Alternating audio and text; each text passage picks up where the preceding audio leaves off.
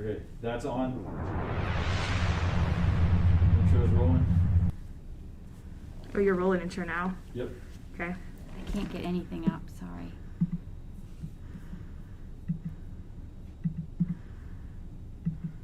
My internet's not working very well on here. We're wired.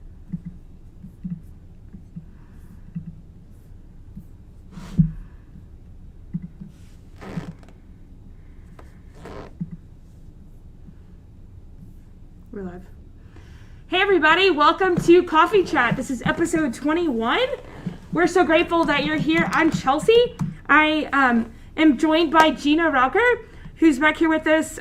Gina is our Director of Development here at the church. It's okay. We are so grateful that she's here. Gina, what's going on? Glad to have you back this week. Well, thank you for inviting me back. We have the auction in the gym right now going on with several auction items.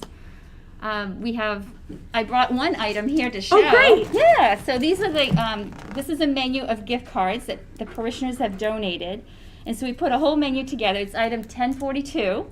And right now it's one of the things that people are really wanting and bidding on the most. And also we have several other items like James Avery jewelry, a lot of wine baskets, a lot of liquor baskets, of course, and a lot of children's items, bikes, and a lot of artwork, beautiful artwork. So I'd love to see everybody come and see us today between 9 and 12. And also Friday, tomorrow morning we're open as well from 9 to 12 and all day Saturday. So I'm really hoping that a lot of people can come and see us. Oh, great. I know we were down there a couple days ago. There were so many, awesome things, including, as you were mentioning, some of those baskets as well as like kitchen items. I think I saw a new Keurig for all of you coffee lovers out there. There was a Ninja. Ninja fryer. A fryer. So yeah, if you like air fryers. And also the private dinner with Italian dinner with Father Alphonse. And that's for up to 12 people. And it's going to be in our newly renovated fellowship hall. Chef Greg is going to cook up a great dinner, Italian dinner. And then we have our very own Jordan and Shelby. I do that all the time. I will not be singing for you guys, don't worry. Who will be entertaining. And so that's one of the things we have going. Also, we have a trip to the Hill Country that's up there and in the presidential suite. So it's great. It's great. Well, that sounds exciting. Yeah. That sounds exciting. And so this is a part of our Fall Fest Yes. for this year? Yes. Yes. So it's just this weekend and it closes at 1 o'clock on Sunday. Great. So remind us again of the times that people can come to visit. Well, tomorrow from 9 to 12 and Saturday we're open from 8 to 6:30. I'm sorry, 9 to 6:30. And then Sunday is the last day. So we'll open from 8 to 1 o'clock, closing at 1, and then people can come after 1 o'clock and pick up their items.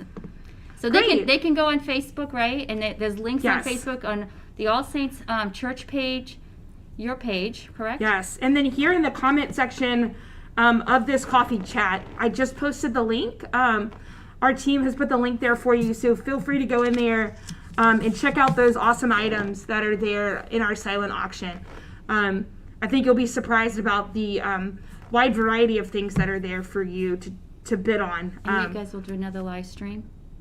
Yeah, and so later on today, we'll also be doing another live stream to give you a closer look at some of these items. So if there's something you're interested in seeing, even closer up, mention that in the comment section, and we will give you a sneak peek at those items. Great. So feel free to join us. Good. Thank you for inviting me again. Thanks again, Gina. All right.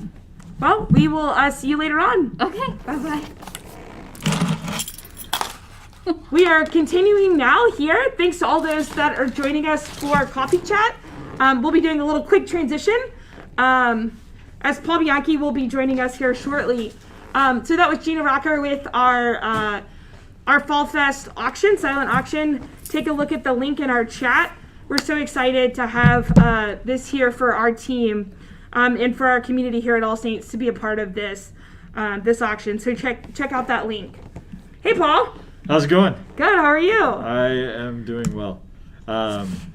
We are without our technical guru today. We are. Andrew, who usually does all these things behind the scenes. So I'm trying my best to do my Andrew Darling impersonation of understanding technology better, the video side of things. So You're doing a great job. You're doing a thanks. great job. So far, I don't think I've messed anything up. No, not yet. Not yet. If you guys are having trouble with hearing anything or the video, go ahead and put that in the comments as well. And of course, we always love to get your questions. So go ahead and send those our way. That would be great.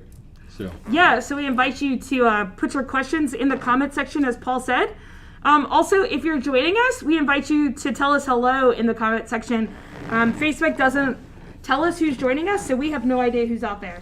So if you want to say hello in the comment section, we'll give you a shout out there. I did just get Andrew's stamp of approval. So oh yeah? Okay. I guess I'm doing okay. We're doing so okay far. then. So We're doing okay. Yeah. So. I think I might have put this on. Well, good. Upside I down. know. Let's start the way we always do. We're all saints. So. Yeah. Saints. Yeah. So it's October 1st. It is October 1st. Congratulations, everybody. We made it to October in 2020, which I'm super Yes. pumped about. So I feel October like 1st. Every day is a win. Yeah, at every this day is a point win time. in 2020. Again, better now. I put it on upside down, which makes it really uncomfortable, depending on which mask you're wearing. Yeah, so here at All Saints, well, October 1st is St. Therese's feast day. That's right. What? St. Therese. He comes in clutch every time. Yes. Sacrilegious. You guys only need to make like 364 more socks so that I can do this every day of the year. I love it. Today, the feast of St. Therese of Lisieux. She's been like a great force in my life over the last 4 years, especially. So, St. Therese, known so much for her little way. We actually have this great children's book that we read to the kids about this little flower that's in this garden, and there's a gardener who walks through and pays attention to all of the flowers, even the small ones. And one day this little flower is saying, I want to be as big and beautiful as the roses and the lilies and all these other things, and why can't I be big and beautiful like that? And the gardener one day comes through and he hears this little flower, and he kneels down beside her and he says, but if I didn't have you, I would forget to come and kneel down and recognize the beauty of the world. Huh. And just like the story of Therese, like the little way of doing things. I think we get so wrapped up sometimes in the life of the saints that it had to be like some grand gesture, something that they did that impacted the world in this great, huge way. And she had this huge impact on the world by doing these little things, and it's just, man, what a holy person, like at 15, 16 years old, like decides that she's going to dedicate her life to the church. And the covenant, or the convent, not the covenant, the convent says, you're too young. And what does she do? She goes to the Pope and appeals. Yeah. Like, the courage of this young woman. And, incredible parents. So, for those of you who don't know, her parents, Louis and Zélie Martin, or Louis and Zélie Martin, were the first canonized married couple together. Their canonization was a couple of years ago, like 4, maybe 5 years ago, October 19th. My godfather actually got to be there for it. It's really cool. But yeah, I mean, they're both saints. Therese is a saint, one of her sisters. So she was the youngest of 5. They had 9 children. And 4 of the children passed away at a very young age. Okay. But Therese was the youngest of 5, and then they've got all of the girls were nuns, I think all 5. And there's another one that's going through the process of sainthood. Okay. Which is really cool. So we have the venerables, the beatified, and then the canonized saints. Right. So yes, Saint Therese feast day today. Everybody should celebrate in some sort of awesome way. Or even in some sort of little way. Or even a little way, so right. There you go. I think it's an awesome reminder of just, I think like you said, like getting caught up in like the big things. Yeah. But just that reminder that like our vocation to holiness is found like in the little moments of every day. And it's just saying yes to those little moments versus like, okay, I'm going to like conquer the world. To have that kind of zeal for the Lord at such a young age is so cool. Yeah. And that leads us right into, I know you and I were talking a little bit about this, young people who are on the road to canonization. Right. Speaking of zeal at a young age, Carlos Acutis, I believe is how he says his name, and he was magnificent. He actually died at the age of 15, but just had a beautiful devotion to Mary and the Eucharist. To the Eucharist to the point that he compiled a database as a teenager of Eucharistic miracles. All over the world. Because he was just so fascinated of all of these things. And obviously at the time that he was doing this, I think probably in the early 2000s, late 90s, you can definitely tell that website is of that time period. But what an incredible thing to do to compile all these things. And he's kind of being known as the patron of the internet and of young people doing that research for good on the internet. But his body recently, and the more and more I read, I don't know that his entire body is incorrupt, but his tomb is currently open for veneration prior to his beatification, which is prior to canonization, which is a whole process we could probably spend hours talking about. So he's going to be beatified on October 10th. Yes. So soon. 9 days? Yeah. But yeah, just him dying at the age of 15 after a battle with leukemia, and just through that suffering that he offered up, and just someone that is really admired for their devotions. I think to the Lord. I also think it's something that's so neat that, a lot of times we get stuck in the mindset that saints lived hundreds of years ago. And I love, for my kids especially, that I can show them a picture of a saint that's like a color picture. Like, this isn't a drawing, this isn't an artist rendition, it's not a painting. Like, here's a picture. We've got John Paul II back here. It's like, this is an actual photograph of John Paul II back there in the corner. But this young man, 15 years ago, 14 years ago, he passed away. He created a website, like, how cool is that? That it's like, we have a patron saint who created, or we have a saint, or almost a saint, who created a website, and you can go on this website, you still can, and we'll find it for you, we'll put it in the link, because it's amazing. This young man, he collected all of this information of all these Eucharistic miracles where the Eucharist, either became flesh, the body of Christ in the communion host, became actual flesh, or the wine was transfigured into Christ's blood and actually became blood that either coagulated or is still blood.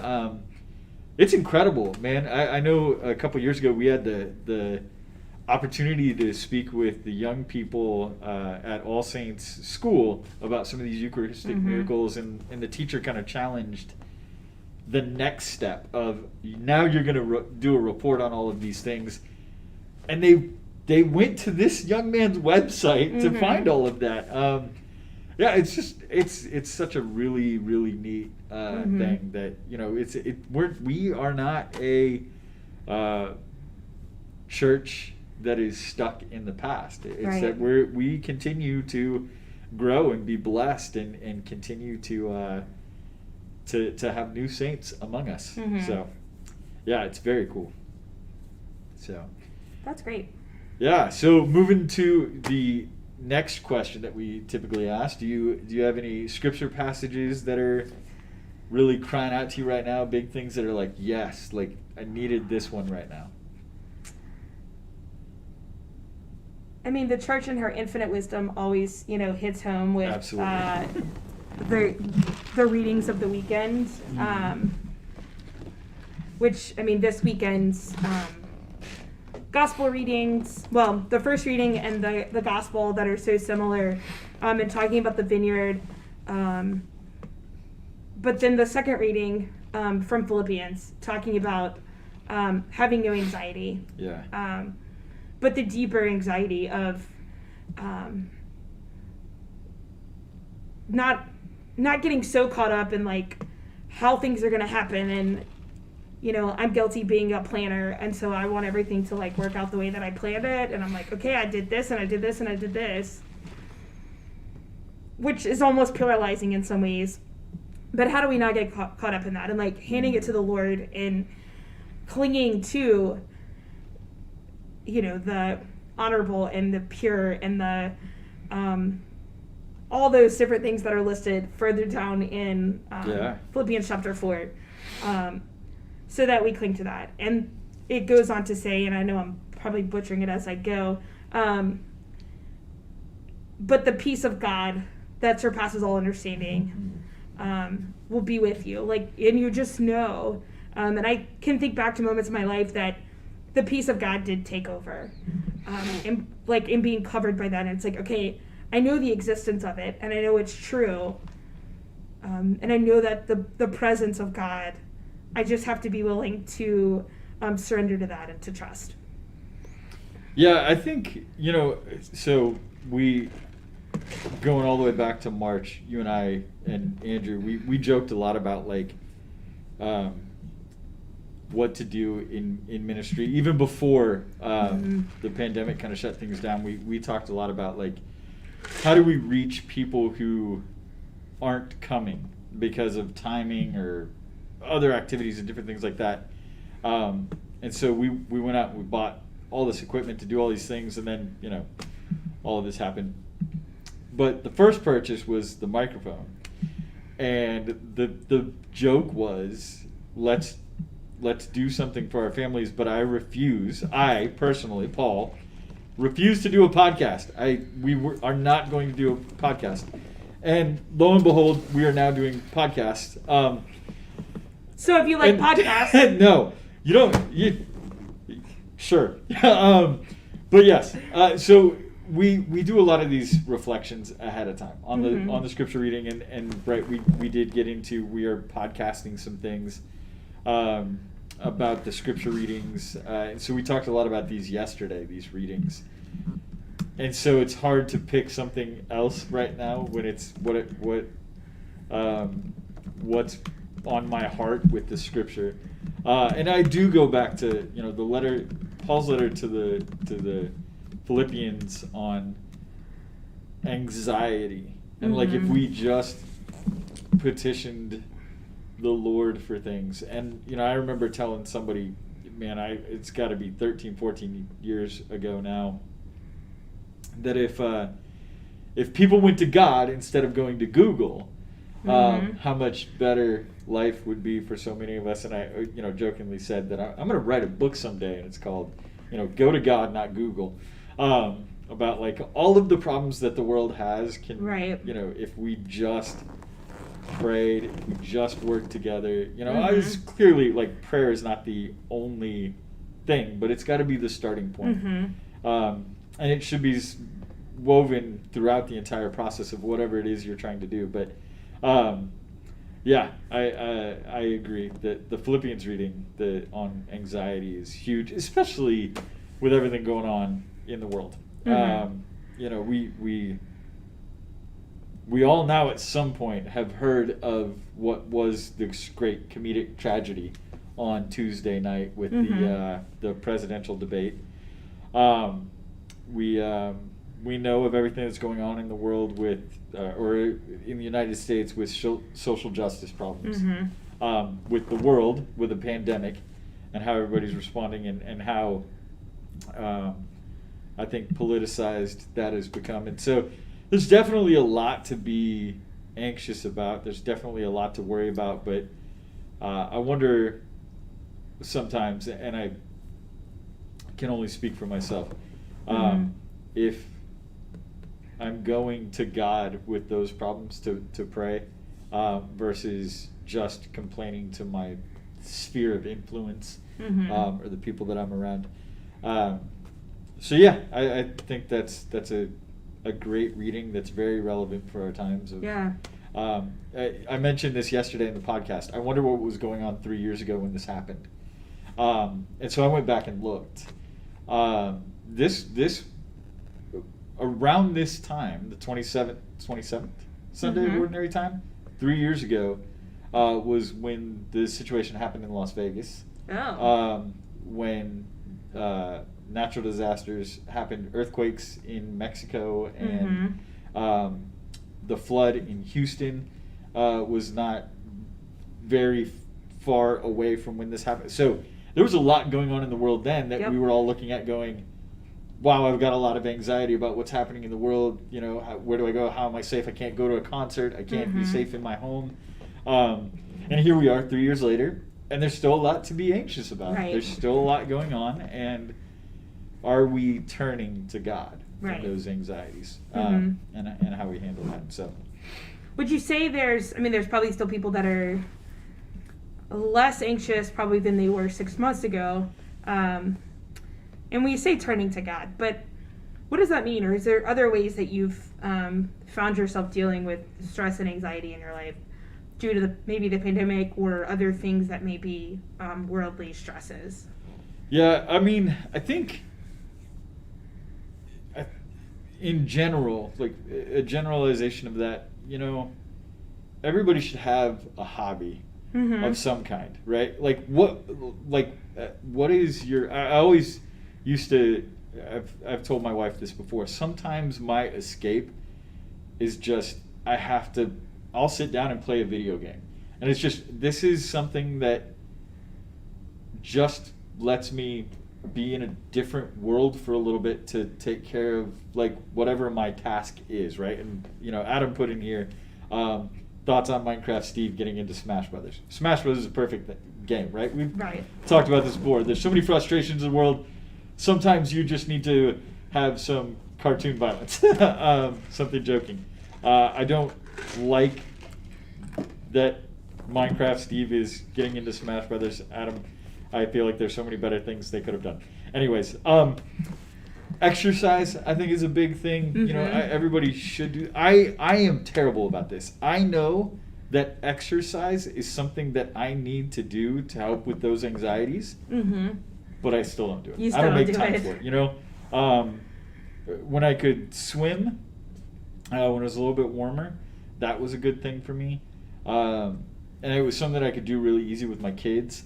Whereas going for a run with the kids doesn't always end well. You end up walking or carrying? Yeah, them? it's walking, or like somebody needs to get carried, or you know, you get around the first block and somebody just eats it because they're not paying attention. Sorry, mosquito. It's not gonna bother you anymore. Yay! Good job, Paul. I'll have to wash my hands a lot now. But yeah, I mean, you know, find what your little thing is. Yeah. You know, back to St. Therese, little ways, right? Like what is a little thing that you can do each day that makes you feel a little better? You know, people have taken up baking as a hobby. I have done a lot of baking.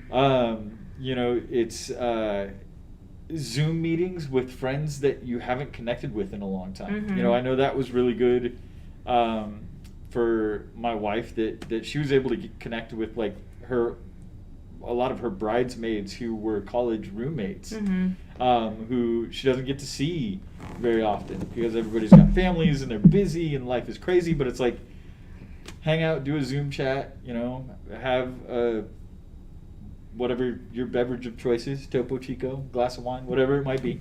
But yeah, to really just find that little inner peace. Like, just give me 10 minutes each day to help me with whatever it is that's going on, because it's not easy for sure. So, and you know, like Catherine's questions here of how can we help our friends who are anxious.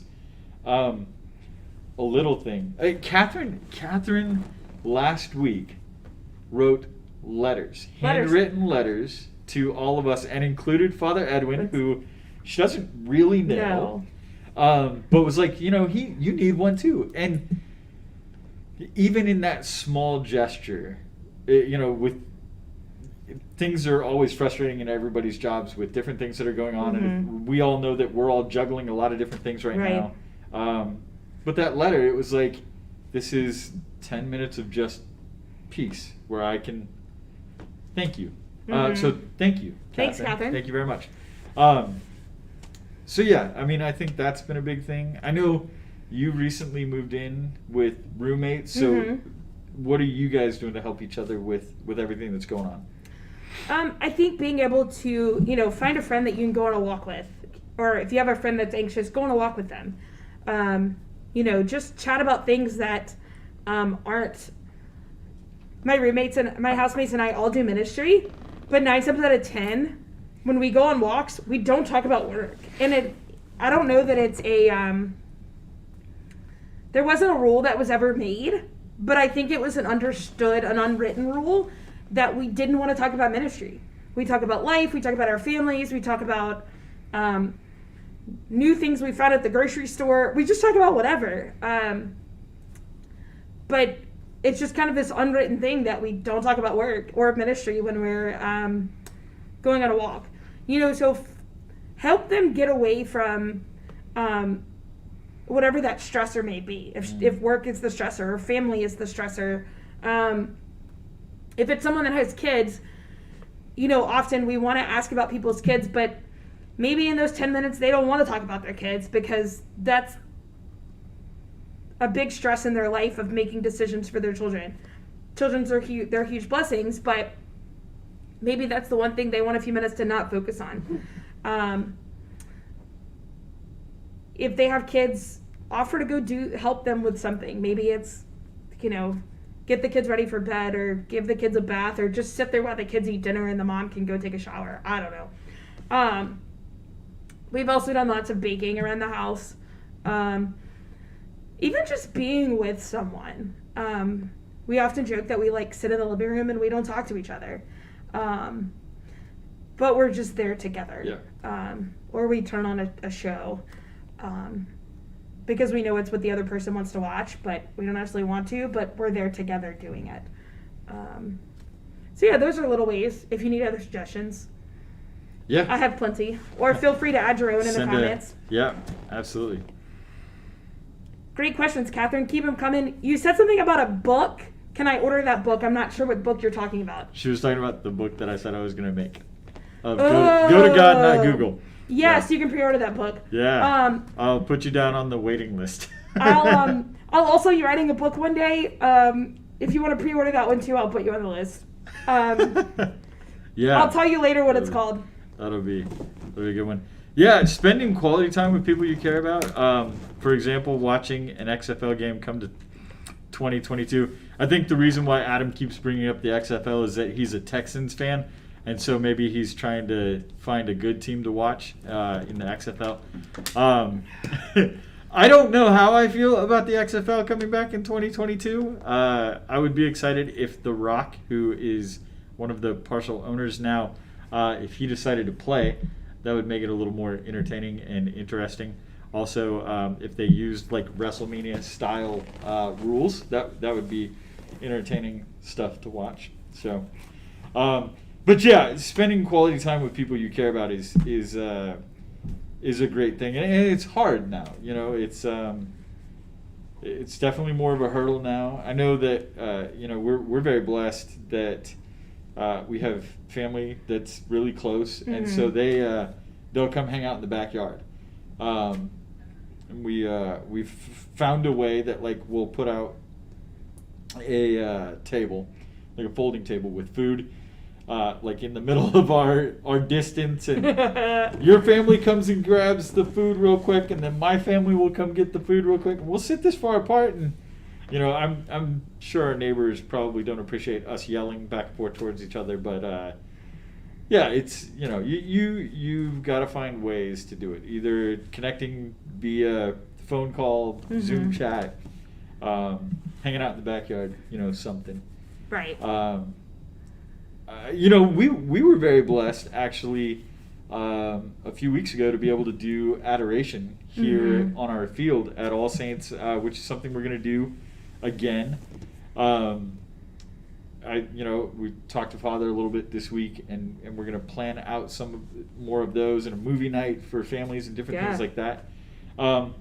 And that for me was huge. You know, I know we talked a little bit about it, that like in 6 months of doing all of the things that we've been doing, that to me was the biggest ministry thing I had done in all of this. And I think a lot of that also is just, that's my personality. I have to be around people in some kind of way to feel it's very life-giving being around people. That's the 99% extrovert in me, is that I have to, that re-energizes me. And so that that one thing 6 months after everything else has happened was huge. So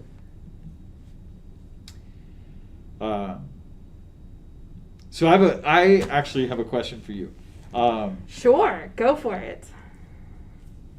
I always think it's important to know a little bit of history, like where people have come from, like where the thought process is. So we were talking to, we have Focus missionaries who are helping out at the University of Texas in Dallas, who said, I can tell where Caroline got her formation from, kind of jokingly. From me. About we've known each other our whole lives. Yeah.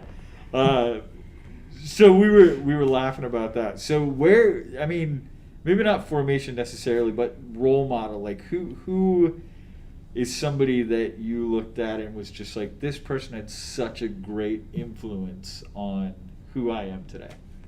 Who I am today. Ooh. You can't say your parents though. Sorry, Mom, if you're watching, I don't mean to exclude you. Just bigger, outside of the box. Yeah, outside of the home. Sorry, Mary. Can I say saints? No, well... Living people that I've interacted with? Yeah. Mom, it's an assumption that you had an impact on my life. Yeah, it's already assumed, Mom and Dad. Sorry, Sandra. Gosh. Looking back, we talking people or places? People. Well, places. Interesting. We'll say people. People? Yeah. Okay, if you were saying places, I would start with camp. Okay. Yeah, that's probably good. Yeah, I think I would go all the way back to Camp Marymount if you had to do places. But the people that were there have... Like, I wouldn't say there's necessarily one person from camp. Yeah. But shout out to Camp Marymount, Fairview, Tennessee. Catholic camp. So the story goes is that I had a friend who I met in kindergarten, Ashley, who started going at the age of 6, came and was like, told my friend Lizzie and I that we should go to camp, and they were like, there's no way we're sending you off to camp at 6 years old. Like, that's the most absurd thing ever. So the two of our moms got together and decided that when we were 9, I was going to be 10 that summer, and then Lizzie would turn 10 a couple months later. And so our two moms would agree to send us off to camp. And Lizzie's mom flew off to camp with us. And so Mom thought I would go to camp and hate it. She was like, for my birthday that year, I got a flight to camp. Because they were like, we're not driving 10 hours for you to hate this place. So we're going to put you on a plane. I don't know that they actually said that, but I'm assuming. Right. But later on, Mom told me that she thought I would go, I would hate it, and I would never want to go back. Okay. And I would ask about it. But because I was just constantly like, let me go. Yeah. And joke's on you, Mom, because I proceeded to go to camp for the next 12 summers. Oh, wow. So I was a camper there, and then I was a counselor. Camper for 7 summers, and then I was on staff for 6 until I was late into college. And then I, actually, if we talk about ministry, discerned that summer. I guess it was my final year of college. I had finished my last full year. I had 1 semester left and had gotten really involved in Dawson ministry in Baton Rouge. Cooper Ray, who we had as a guest on our show a month or so ago. Yeah. Now, Cooper was the Dawson director in Baton Rouge when I was in high school, had some really great mentors through the Dawson leadership team. And the next step kind of so to speak, in college was the Dawson retreat team. And so there was a group of probably 9 or 10 college students who got on this retreat team, and we would travel the diocese every weekend and do retreats for high school and middle school students throughout the diocese. And so being on that, Becky Eldridge was a huge mentor of mine. Okay. Yeah. And so that summer, Becky was a huge mentor through college and through the retreat team, and is still a good friend of mine today. Shout out Becky Eldridge. I'll tag her. She's a great author and friend. Got her on here. Paul might be able to tag her for us. But when I was discerning, do I go back to work at camp or do I get more involved in ministry? And I really had this peaceful moment of discernment to go work a program called Catholic Leadership Institute, CLI. And we were taking our young people to St. Louis University. And so we were running a 10-day leadership camp up there. We took like 2 buses of people.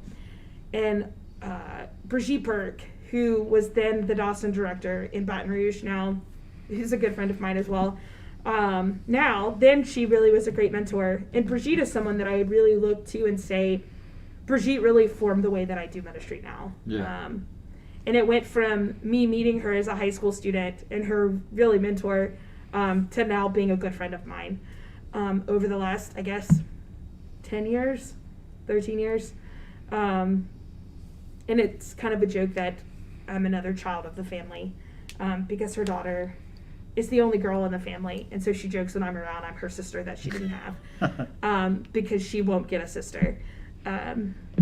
They have 3 boys and 1 girl. So she's like, well, Chelsea's my sister. There you go. And Mom's like, okay, good, because you won't get a biological sister. But yeah, so I would definitely say Brigitte, Becky, and that summer I discerned to go and work the Catholic Leadership Institute. And there was really peace in that moment where I didn't go back to camp. And they're kind of in those moments of looking at the people that have been major in kind of my life. I know that was a long way around. That's great. But I look at Becky, Brigitte, someone else, God rest her soul, Peggy LeBlanc, was the administrative assistant in the office in Baton Rouge through high school and I think part of college. And I'm trying to think when Peggy left the office. I think she went to work at a parish and then ended up retiring, I think, when she got sick and dealt with a battle with pancreatic cancer. But Peggy was a major kind of doing ministry. She wasn't like, we joke that Peggy ran the office. She may not have been the face of the office, but like we all knew that Peggy was like the head and the heart of the office. Right. And she taught me so much about doing ministry and like being present to the people that you were talking to, because she always like saw someone. Like it was never like you were the only person that mattered when Peggy was talking to you. Yeah. And she always found a role for every person, even if it was, come count these papers but she found a role for you, and it probably was like the least important job there was, but she like made it the most important. The little ways. And it was the little ways of There Peggy it LeBlanc. is. Yep. But she lives her life with joy. Her go-to like Bible verse was, John 10:10. He came that we might have life and have it abundantly. And like she lived that abundant life, and that abundant joy with everybody. So she's a constant inspiration, and there's moments where I'm like, okay, Peggy's here, we're good. Yeah. And I kind of just find that as an affirmation in ministry of like Peggy's presence everywhere. So those are some of the main people that I think of when I think of role models in ministry. That's awesome. Yeah. Yeah, I mean, for me, you'd have to go back to one of our early episodes to kind of hear the whole conversion story as it goes. But my godfather Scott, who's a deacon now in the church, he was probably the foundational influence piece of everything that kind of happened, from being the first person to introduce me really to Christianity to then becoming my godfather when I was baptized, to even helping me get involved in ministry, and then pointing me in the direction of our diocesan director down in Houston, Brian Johnson. Yeah, Brian. Who, man, just he took me in and just he just formed me. It was like Scott had done the starting pieces of everything, and then Brian just like chiseled away what was to be where I am now in so many ways. I think of those two as probably the predominant players in ministry for my life. And then once I got to the Dallas area, Ann Keogh has been like not just a role model, but like a peer who has walked with me through everything. She works for the diocesan office. We have the Dallas Catholic Youth Conference. She is behind all of that. So those three people would probably be the biggest influences ministry-wise. And then, of course, my wife has kind of been like the underlying thing through, well, not all of it. She knows my godfather. She knew Brian before he passed away. And then, of course, Annie is one of our children's godparent. So they have that relationship. But, the foundational pieces with those three, and then my wife being the other one that was probably forced me to be a better Catholic more than anybody. Just because, and I don't have any problem saying it, I asked my wife to marry me 5 minutes after meeting her. She said no. Smart woman. But like she just like she blew me away, and it was just everything about her. Like she just had this spirituality, she had this beauty, she had this intelligence, and you could see all of it in the first interaction we ever had. And so it was just every moment that I spent with her, or even moments that we weren't together and I was thinking of her and praying, just made me want to be a better person. But like it was, my goal is to get to heaven because I know she's already on her way there, and I don't want to be in a eternity without her. And so it really was like foundationally, Scott and Brian, and then coming here with Annie, and then my wife being the kind of the person who forced me to just be a better man, a better Catholic, a better human in general. And so, yeah, I would say role model-wise, those those four. That's like my Mount Rushmore right there of Catholic greats. Catholic stuff, yeah. So. Yeah, I think I might have met Brian once, but he definitely is known as like a ministry great, kind of throughout the country. Just kind of led the way through youth ministry and being, Yeah, I mean, he just had a sense about him where, Brian met John Paul II when he was probably in the early 90s. And he had a picture, but he kept it at his apartment of the two of them shaking hands. Maybe he had it in his office, I don't remember, but Brian was this gentle giant and just like this man of humility that like nobody knew that he had met John Paul II and shook the man's hand, and that John Paul II asked him about youth ministry in the United States. Wow. Because Brian understood that it was never about like the things that Brian had accomplished. It was about how do I make sure that young people are living the mission. Right.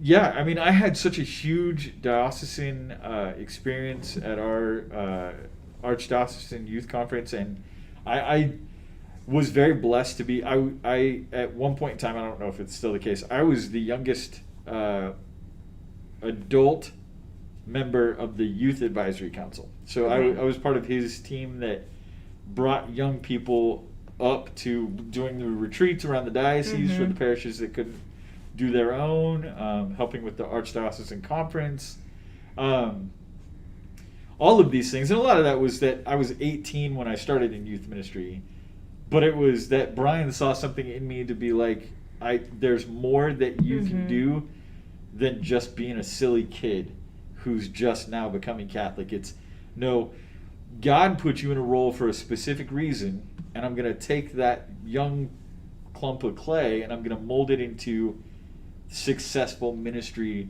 because I know that's where you're called to be. And so he did. He spent a lot of time, we would meet regularly and he would tell me what I was doing wrong. And I will fully admit there were a lot of things that I was doing wrong for a very long time when I first started, because I just, I didn't know.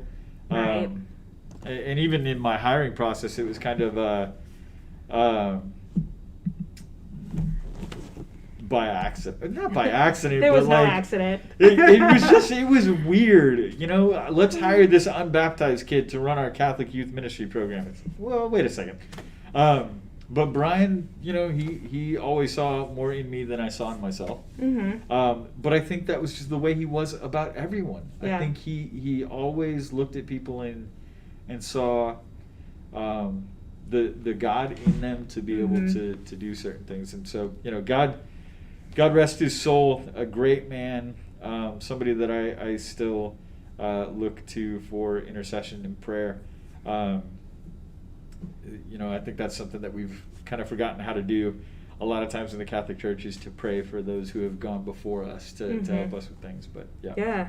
So, man, Adam Carr, the Mount Rushmore of saints. Wow. That's a great question. That is a great question. I think I would have to go Aquinas, Ooh. Augustine, Ignatius. So many options here. Oh, this is tough. 4 or 5? 4. There's 4. So, okay. Augustine, I gotta narrow it down to 4? Augustine, Aquinas, Ignatius. If I say Ignatius, can I use all of the Ignatiuses, like Loyola and Antioch?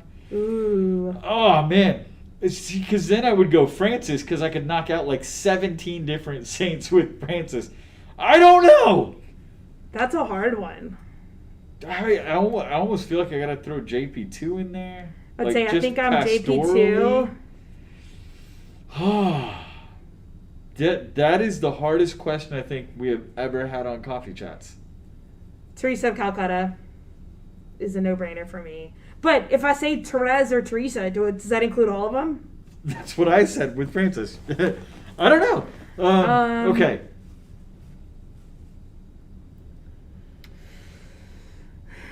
Man, that's leaving out like St. Paul. But like St. Paul. St. Peter. Like Faustina. Oh, man. Oh. Let's go with my Mount Rushmore of saints would be the Communion of Saints. That way I knock out all of them. I don't know. That's a great question. Yeah, I would probably say my go-tos actually. Okay. Joseph, Ooh. Mary, Ignatius. I don't know. Good question. Joseph, okay, I have Saint Michael medals that I wear for different reasons. I'm going to go, okay, final answer, Joseph, Mary, Ignatius. I can't do it. That's a good lineup, Adam. Joseph, Michael, Teresa of Avila, and JP2. That's a good lineup. I think I'm going... He said cop out with Francis. Yeah, I know. Okay. Joseph, Mary, Ignatius. Man. I think I'm going Mary, Teresa of Calcutta, JP2,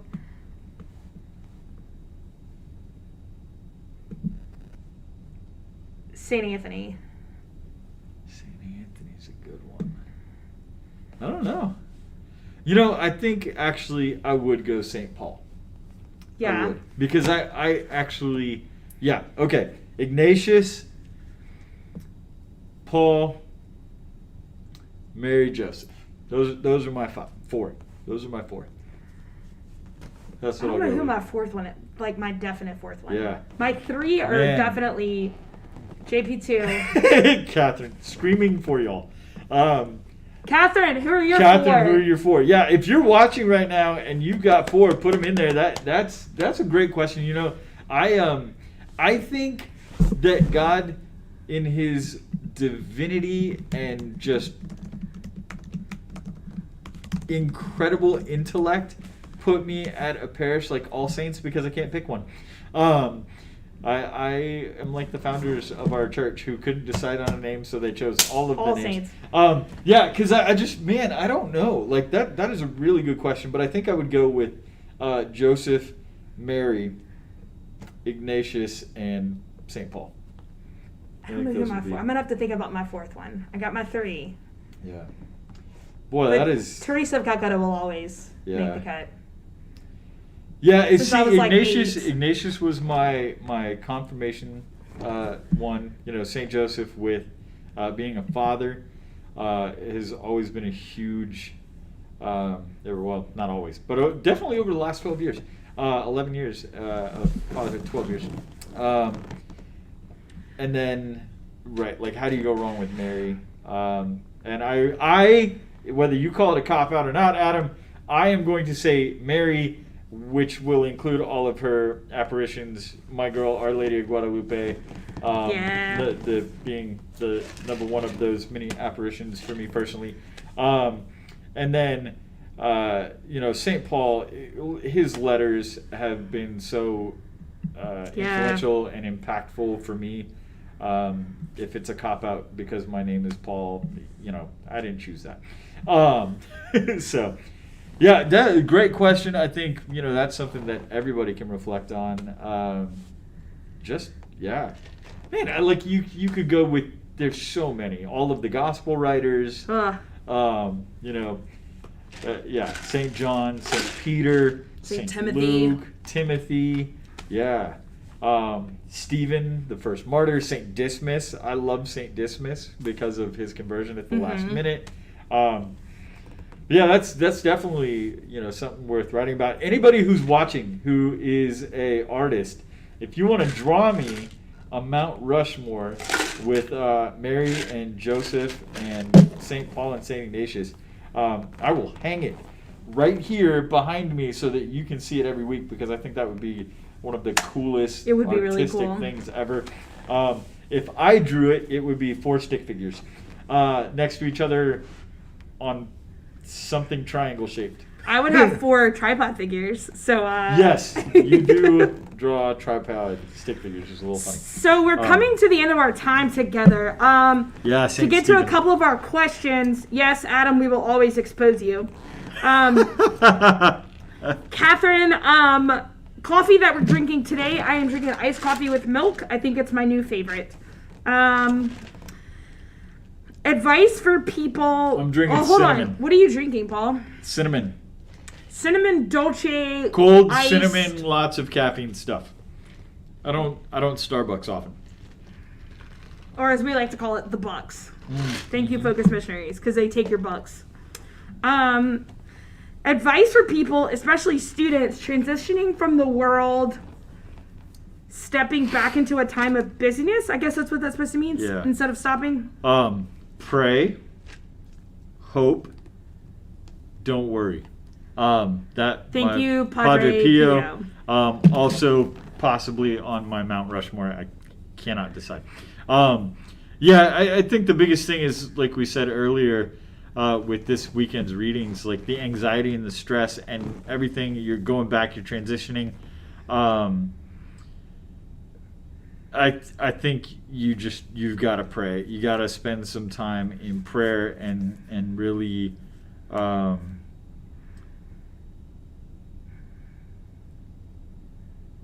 start each day that way, end each day that way. Take the time to just say, like, God, I can't do any of this on my own, so help me. Or back to what we talked about last week with Father Edwin, of how we prepare for talks, or how my approach to life at this point in time is like, come Holy Spirit, because if I'm trying to do any of this on my own, I'm going to fail. Thank you. I'm not going anywhere doing things to doing all the things. Oh, I see what you're saying, Catherine. From the world stopping. Right. Yeah, no, absolutely. Right. So you Same answer. You came, we're going 100 miles per hour, and you came to a screeching halt, and now you're expected to be 100 miles per hour again.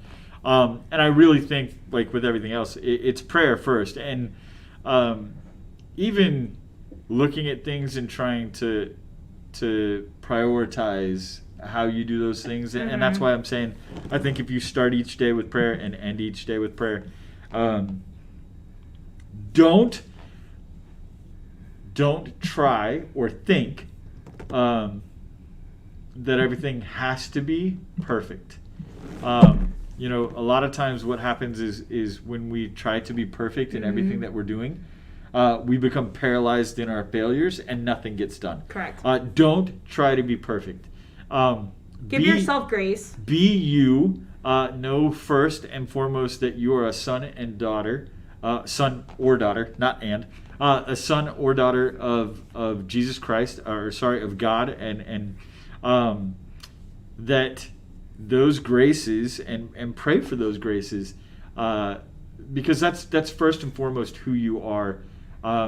Allow yourself the opportunity to succeed, and allow yourself to be comfortable in where you will fall short. I think the very unrealistic expectation that a lot of people have right now is that because the world is now moving at this rapid pace again, everything's back to normal. Or that you're expected to be exactly what you were when we stopped. Right. And that's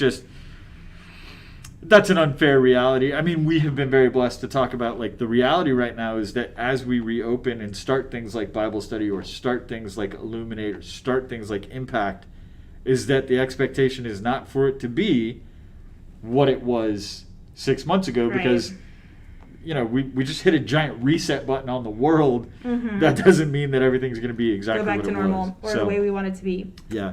No, I would agree with all those things. Yeah, I think it's be fair on the pressure that you're putting on yourself, and recognize that, like, things are still not what they were, even though we're trying to force the world back into that same 100-mile-per-hour pace. Right. There's still some people that are really, really comfortable not moving, and that's you have to be okay with where that is. So I think if you like schedules and you like planners, or you like checklists, if you're the person that adds things to a checklist that you didn't have on the checklist but you did it and you add it to the checklist so that you can cross it off, that would be me. Put things on a schedule. Make a plan for yourself for the day. Again, be easy on yourself, but I find if I schedule something, it happens. If I schedule prayer, it's more likely to happen. If I schedule exercise, it's more likely to happen. Because I hate when I schedule something and it doesn't happen. Because it's like it's on my calendar, I'm going to do it. It's a part of that essentially feeling accomplished, like you accomplished something. So yeah, put those things on your calendar, that prayer time, that quiet time. Set an alarm for yourself on your phone. Yeah. Like, hey, pray. There are so many good apps that you can find that will help you with prayer. We have, we talked about Every Sacred Sunday is coming out with their new liturgical, lectionary-based journal on the readings from every Sunday. Just find something that works for you. Like I said, if you set an alarm when you wake up in the morning, set an alarm for 10 minutes later or something that says pray, so that you're starting your day off that way. And if you have a routine where you go to bed at a certain time, or there's a certain time that you like to start going to bed because you need more rest, set an alarm that says pray. There's websites where you can find novenas and different things like that. Yeah. We're in the middle of doing a novena for Our Lady Undoer of Knots. So just find that, because that helps with the routine as well. So if you like apps, the iMissal. My favorite app in the App Store is there's the another iMissal. one that I can't think of the name of it. Laudate. Yep. Hallow is another great prayer app. Yep. The Vespers app. You can find the there's daily many readings. apps out there. Yes, great apps. So, all right, are we gonna do lightning round? I know we're 2 minutes over. We're a couple minutes over, but let's do a quick lightning round. All right, let's do it. I got a few questions for us. Am I going and then you're going? Yeah. Okay, let's all right, do it. You ready? Sorry we don't have a cool lightning round card. That would take me moving around right now, and Andrew's not here, so just pretend that lightning sound effects are happening right now. Here we go. Lightning is not a sound effect. It's a visual effect. Thunder is a sound effect. All right, here we go. Lightning round. 1, 2, 3, go. Aquinas or Augustine? What? Couldn't even figure out which one to put on my Mount Rushmore. Aquinas. Augustine. Teresa or Therese? Therese. Teresa of Avila. Only Netflix or only Hulu?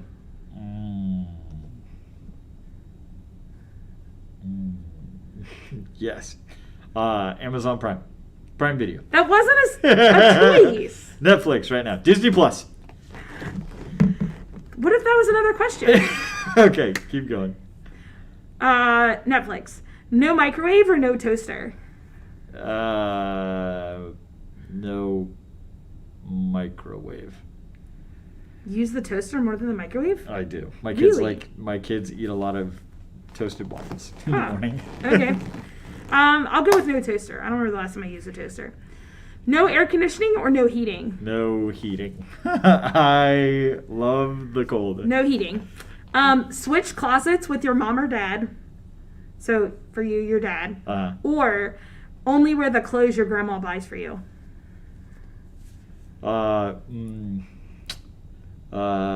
Clothes my grandma buys for me. I'm gonna go switch closets with my mom. My dad and I, we wouldn't wear even remotely close to the same size of things right now either. So yeah. Be an only child or have 10 siblings? 10 siblings. Yeah. 10 siblings. Teach a class when you were in high school. Oh. Or have your parents teach one of your classes? Teach a class when I was in high school. Math. I could have taught any math class in high school. Really? No, not even a problem. Supposedly my dad was a teacher at one time. He did some kind of student teaching, so I would love to see him teach a class. Okay. Work at a summer camp or lifeguard at a pool? Lifeguard at a pool. Can I lifeguard at the summer camp? No. Then I'll work at the summer camp. Yeah. But I did lifeguard at the summer camp. Die peacefully at 60 or painfully at 100? Peacefully at 60. Yeah, I think I'll go painfully at 100. Yeah. Allergic to chocolate or allergic to bread? Allergic to chocolate. I eat so much bread. I can't answer that love one. bread. I just can't. No, you have to. That's the whole point of this. I think I'll be allergic to bread. Yeah. Break everything you touch or get shocked every time you touch something?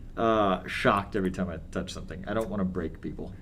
I think I would go with the shock. If I gave my kid a hug, I wouldn't want them And to then be you broke broken. them. I don't think it involves people, though. Okay. Well, yeah, it's still shock. I mean, every time I touch my laptop, little shock wouldn't would be break, that bad, right. but breaking would be very expensive. Would you rather travel by airplane or take a road trip? Right now, road trip. I think I know prefer who the I'm road in the trip. car with. That's true. Road trip. So that concludes our lightning round. Oh, that only took us, I wasn't timing it, 3 minutes and 27.2 seconds. Well, we are so grateful that you joined us today, Paul and myself. Thank you for all those that submitted questions. We are grateful to you. Absolutely. We will be back here next week with our special guest, Father Jovita. Father Jovita. Yeah. So get your questions ready for Father Jovita. Absolutely. He will be with us next week. Anything you want to know about the priesthood, about Soccer. Soccer. Yes, he is a huge soccer fan. Yeah. And I think he did a night at the library recently on Nigeria. And the faith in Nigeria. So if you have questions on that. Vocations, different stuff, discernment. He will be on board for that. Don't forget to check out the Fall Fest online silent auction, or if you come in person, that would be great too. Yeah, lots of great things going on. So thanks again for joining us, and we will see you next week. Yeah, let's do a quick prayer. In the name of Yeah. the Father, the Son, and the Holy Spirit. Lord God, we thank you so much again for... sorry, Adam. For the technology that we have to be able to serve people in this way. Thank you also for the gift of ministry, for the gift of all of our wonderful saints, and we ask that you continue to bless us and help us grow in our love for you, Lord God, and love for everyone around us. And we ask all of this in your name. Amen. Amen. All saints, Pray for pray us. for us. Bye, guys. Thanks for joining us.